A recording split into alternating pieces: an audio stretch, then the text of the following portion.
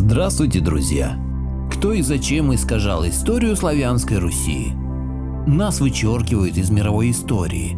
Все знают о древних цивилизациях Египта, Китая, Индии, Вавилона, восхищаются античной Грецией и могучим Римом. Нас нет в этом списке.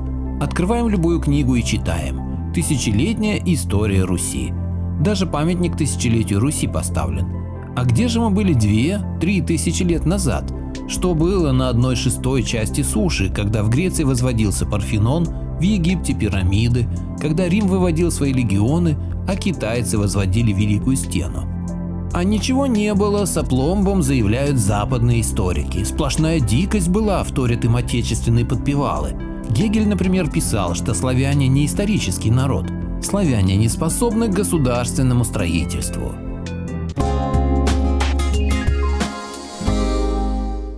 Вот так, мои слушатели, славян-то не было вовсе, внушают нам продажные историки. Но я-то знаю, что на моем канале собрались люди думающие, которые могут анализировать факты. Так давайте вместе поразмыслим, почему скрывают историю славян. Кстати, хочу поблагодарить всех моих зрителей за поддержку, в том числе и материальную. Особое спасибо Александру за его финансовую поддержку в декабре и всех других неравнодушных людей, что поддерживают меня морально и финансово. Историю Руси принято начинать с момента крещения. Эту традицию заложили еще первые наши историки Татищев и Карамзин, которые рассматривали историю нашей страны прежде всего как историю государства, но не историю Руси, а историю государства в свою очередь как историю самодержавия. Князь Владимир крестил Русь, и с этого момента начали тикать часы российской истории.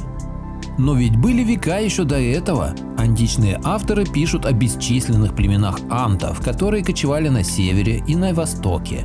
Древнесирийские книги говорят о некоем таинственном народе Хрос или Эрос, в котором тоже видят предков русского народа. Несомненно одно – славяне были, у славян были свои обычаи, свои традиции, свои верования и свои боги.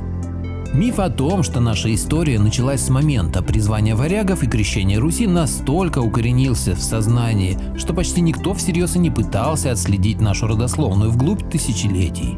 Вера у нас из Византии, письменность и грамота тоже не своя, ее создали чужеземцы Кирилл и Мефодий. А где же все наше? Почему все это скрывают? Государственность тоже чужая от варягов. Словом, своего ничего и нету, и изучать тут нечего. Даже отец русской истории, как сейчас бы сказали, официальный летописец Кремля Карамзин писал: «Сия великая часть Европы и Азии, именуемая ныне Россией, в умеренных ее климатах была издревле обитаема, но дикими во глубину невежества погруженными народами, которые не ознаменовали бытия своего никакими собственными историческими памятниками». Кто и как писал историю нашей страны? Придворные историки, в том числе и Карамзин, писали историю государства, историю власти, но не историю Руси. Церковные летописцы – свою историю, и никто не пытался написать историю народа. Она сохранилась лишь в устных преданиях и сказках. К сожалению, под видом борьбы с язычеством были уничтожены многочисленные свидетельства и памятники культуры нашего народа. В дошедших до нас древних источниках дохристианская история Руси освещена очень скупо, как будто из небытия выскакивают какие-то племена древлян, полян, кривичей, которые из-за дикости своей и неспособности к самостоятельному развитию решили призвать варягов, которые, как утверждает нормандская теория, чужого скандинавского племени. Ну и кто же в это верит? С них, мол, и началась государственность российская, со столицей в Новгороде, а позже в Киеве. И в царское, и в советское время существовал негласный запрет на славянскую российскую историю. Заодно с русскими своей истории были лишены десятки других славянских и тюркских народностей, населявших огромное пространство империи. Что уж говорить, даже славянские веды сейчас запрещены. Кто-то очень боится, что люди узнают правду. В последние годы многочисленные археологические изыскания приподняли завесу над славной историей наших предков, некогда населявших просторы Евразии. И что же откопали? Оказывается, еще во времена пирамид и английского Стоунхенджа на территории России была высочайшая цивилизация с развитыми ремеслами, плавкой металла, знанием астрономии и высоким искусством. Это настоящий переворот в устоявшихся представлениях о том, что вся индоевропейская цивилизация пришла к нам из Азии и Средиземноморья. Возможно, колыбель ее именно на просторах Сибири, у берегов Ледовитого океана. Древние римляне – потомки славян. История народа – это фундамент его будущего. Какова история, таков и народ. Как управляют самосознанием народа? Если с детства внушать, что ты холоп, холопом и вырастешь. Неправда, что все люди – суть люди. Русские люди не люди, а чуждые существа. Это сказал американский историк Роберт Конквист. Фальсификация истории велась всегда в угоду правящему режиму.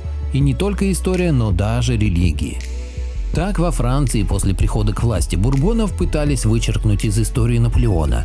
Издали учебник, где все, связанное с Наполеоном, объявлялось массовой галлюцинацией, а собственные указы датировались его временем. В Британии в угоду антирусским настроениям даже из Библии вычеркнули упоминания о Гоге, Магоге и князе Рос, как напоминавшем о России. Когда в III веке до нашей эры китайский полководец Цинь Ши Хуанди завоевал 6 царств и основал империю Цинь, то первое, что он повелел, это собрать все исторические хроники покоренных государств и уничтожить их. История Китая должна была начинаться с империи Цинь. То же самое проделали в России и Романовы. Это была не первая битва за историю. И фараоны в Древнем Египте, и властители восточных тираний неоднократно приказывали уничтожать какие бы то ни было упоминания о своих соперниках или предшественниках. А в средние века христианство пыталось уничтожить историю славян. Битва за историю идет непрерывно. В Соединенных Штатах под предлогом борьбы с антисемитизмом из Библии убрали места о том, что Христа распяли евреи. Распяли и все, а кто неизвестно. А под давлением феминисток Бог-Отец превратился в Бог-Отец-Мать, так как восхвалять одного Бога-Отца – признак мужского шовинизма.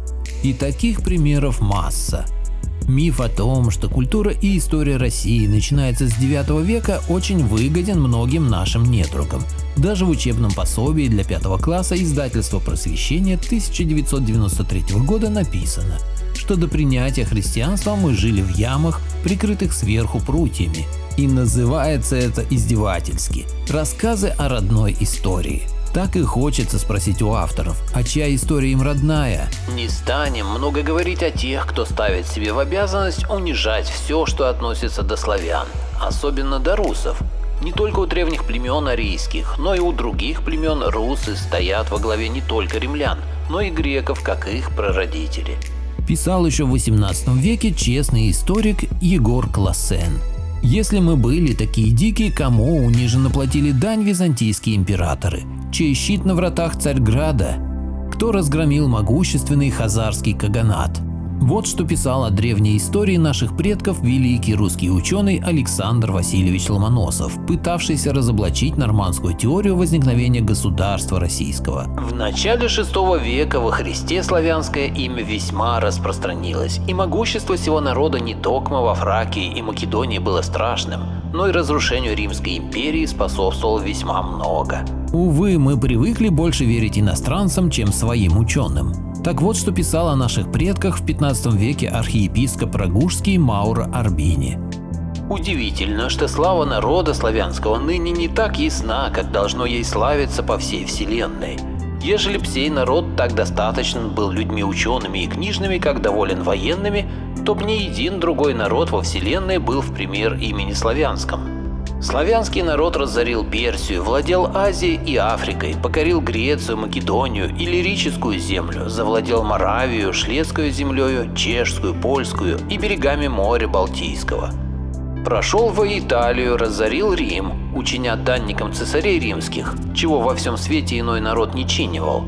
А что прочие народы, что были зело низшего, ныне очень себя прославляют, то не ради чего иного, а токмо через бывших в их народе людей ученых. Почему-то труды Ломоносова, Классена, Арбени не включены в курс истории. Русские никогда перед собой такую цель, как кого-то там унизить, не ставили. Они историю делали, а Запад в чем преуспел, так это в умении историю писать, а не делать ее. Наши предки историю творили, а не писали.